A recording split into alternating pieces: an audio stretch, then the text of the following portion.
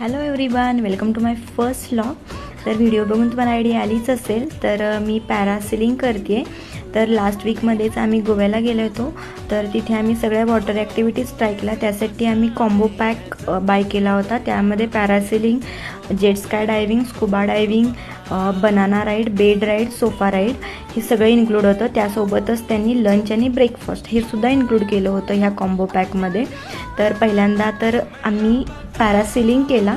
तर आमचा सगळ्यांचाच पॅरासेलिंगचा हा पहिलाच एक्सपिरियन्स होता. तर एवढ्या हाईटवरून जो काही निसर्गाचा, समुद्राचा व्ह्यू दिसत होता तो अनबिलिव्हेबल होता. इतका भारी दिसत होता ना हा व्ह्यू, खूप भारी वाटत होतं.